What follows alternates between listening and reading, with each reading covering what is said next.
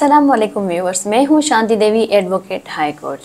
चलिए आइए जानते हैं आजकल जो ये सोशल मीडिया पे बहुत ट्रोलिंग चल रही है कि एडहॉक जजेस क्या होते हैं और इन्हें कौन अपॉइंट करता है। देखिए, बिल्कुल हमने काफ़ी दिनों से देखा सोशल मीडिया, इलेक्ट्रॉनिक मीडिया और प्रिंट मीडिया पे बात चल रही है। एडहॉक जजेस एक्चुअली एडहॉक लफ्ज़ की मीनिंग है कॉन्ट्रैक्ट पे किसी को अपॉइंट करना। आजकल ये जो बात चल रही है कि सुप्रीम कोर्ट में 4 नए जजेस को एडहॉक पे अपॉइंट किया जा रहा है, कॉन्ट्रैक्ट पे जो है वो अपॉइंट किया जा रहा है।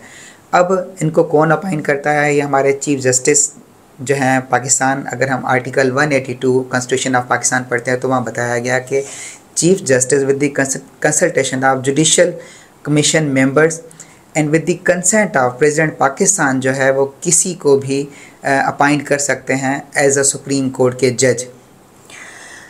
अच्छा, हमें ये बताएं अब इन्हें कैसे ये ख्याल आया 4 एडहॉक जजेस को अपॉइंट करने का? क्या हिस्ट्री में भी कभी ऐसा हुआ है? जी बिल्कुल, अगर हम पाकिस्तान की हिस्ट्री में जाते हैं तो तकरीबन आज तक 18 जजेस को जो है वो एडहॉक पे सुप्रीम कोर्ट जो है वो अपॉइंट कर चुकी है। आजकल जैसे कुछ हमारी सियासी जमायतें एतराज़ कर रही हैं एडहॉक जजेस को अपॉइंट करने पर, और इसी तरह हमारी कुछ बार एसोसिएशंस हैं, उन्होंने भी एतराज़ जाहिर किया है अपना। तो क्या ये एक ही एजेंडे पे काम कर रही हैं? देखें, बतौर मैं आपको कानून का शागिर्द होने के नाते बताएं कि अगर हम आर्टिकल 176 पढ़ते हैं तो आर्टिकल 176 ये बताता है कि उसमें प्रोसीजर बताया गया कि किस तरह से नंबर ऑफ़ जजेस को बढ़ाया जा सकता है। ये पार्लियामेंट की ज़िम्मेदारी है कि पार्लियामेंट अगर चाहे, जिस तरह से आज अगर हम नंबर ऑफ़ जजेस की बात करें तो सुप्रीम कोर्ट में टोटल 17 बशमूल चीफ जस्टिस के 17 जजेस का बताया गया। और फिर अगर जिस तरह से अब ये एजेंडा बताया जा रहा है कि चीफ जस्टिस का कहना यह है कि 57,000 के करीब जो हैं वो केसेस पेंडिंग हैं सुप्रीम कोर्ट में, तो इसीलिए हम 4 जजेस एडहॉक पे ले रहे हैं ताकि केसेस को जल्द से जल्द निपटाया जा सके।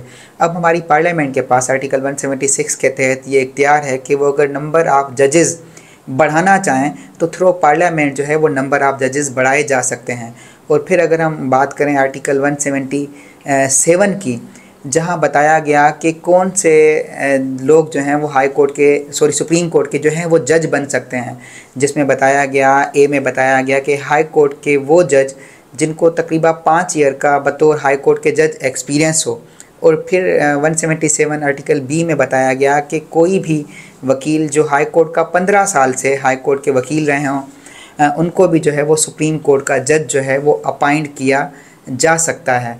अब जिस तरह से मीडिया पे ये ट्रोलिंग चल रही है, या हमारी जो बार एसोसिएशन जिन बात पे एतराज़ कर रही है, हमारी बार एसोसिएशन को एतराज़ ये है कि जब कानून में ये है कि हाई कोर्ट के जजेस को भी सुप्रीम कोर्ट पे एडॉप्ट पे लिया जा सकता है, या फिर जो सीनियर वकील हैं जिनकी प्रैक्टिस को 15 से 20 साल हो चुके हैं, और पाकिस्तान की अगर हम बात करें तो यहाँ पे बहुत नामवर वकील हैं जिनको सुप्रीम कोर्ट में एज अ जज जो है वो लिया जा सकता है। तो हमारी जो बार काउंसिल्स, हमारी बार एसोसिएशंस जिस बात पर एतराज़ कर रही हैं वो ये कर रही हैं कि क्यों हाई कोर्ट के जजेस को, सीनियर जजेस को छोड़कर, और क्यों सीनियर वकला को छोड़कर आप रिटायर्ड जजेस को क्यों ले रहे हैं। और फिर जिस तरह से हम बात करें अगर आर्टिकल 179 कॉन्स्टिट्यूशन ऑफ पाकिस्तान की, तो वहाँ बताया गया कि सुप्रीम कोर्ट के जज के लिए जो उम्र है वो 65 साल से कम होनी चाहिए। 65 साल से ज़्यादा उम्र का शख्स जो है वो सुप्रीम कोर्ट का जज नहीं बन सकता। तो हमारी जो बार एसोसिएशन और बार काउंसिल्स को जो एतराज़ है वो इस बात पे भी है कि जो हमारा कॉन्स्टिट्यूशन इजाज़त नहीं देता, क्योंकि जिन 4 जजेस का नाम ट्रोलिंग हो रहा है, जिनको सजेस्ट किया गया सुप्रीम कोर्ट में भर्ती करने के लिए या एडहॉक पे लेने के लिए, वो चारों जजेस जो हैं वो 67 टू 68 ईयर्स एज के हैं। तो हमारी बार एसोसिएशन जो हैं वो इसलिए एतराज़ कर रही हैं। बाकी जहाँ रही हमारी सियासी जमायतों की बात रही, अब आपने देखा होगा कि ये जो रिसेंटली फ़ैसला आया सुप्रीम कोर्ट ऑफ पाकिस्तान का, जिसमें 8 और 5 जजेस ने जो फ़ैसला दिया, अब सियासी जमातें जो हैं वो इसलिए इस पर एतराज़ कर रही हैं, वो ये चाह रही हैं क्योंकि अभी हुकूमत पाकिस्तान ने उस फ़ैसले की रिवीजन फ़ाइल कर दी है कि इस फ़ैसले को रिवाइव किया जाए। अब रिवाइव करने के लिए जिस तरह से आपने देखा कि अभी 5 जजेस ने फ़ैसला ख़िलाफ़ सुनाया और 8 जजेस ने फ़ैसले के हक़ में थे, तो ये समझ में आ रहा है, जो सियासी जमातें हमारी वो ये समझ रही हैं कि ये जो 4 जजेस अपॉइंट किए जा रहे हैं, ये जजेस इसलिए अपॉइंट किए जा रहे हैं ताकि इनका नंबर बढ़ाया जाए, क्योंकि ये फुल कोर्ट बेंच ने केस सुनना था और फिर जब रिव्यू में जाएगा फिर फुल कोर्ट बेंच ने सुनना है। जिस तरह से 8 जजेस ने फ़ैसला हक़ में दिया और 5 जजेस ने खिलाफ दिया। अब ये जो 4 जजेस एडॉक पे लिए जा रहे हैं, जब रिवीजन फाइल होगी तो ये 9 हो जाएंगे, क्योंकि ये जो चारों जजेस, जिसमें जस्टिस मुशीर आलम, जस्टिस मकबूल बाकर और जो चारों जजेस मतलब जिनके नाम ट्रोलिंग हो रहे हैं मार्केट में, उन चारों के ख़िलाफ़ जो है मार्केट में ऑलरेडी एतराज़ हैं।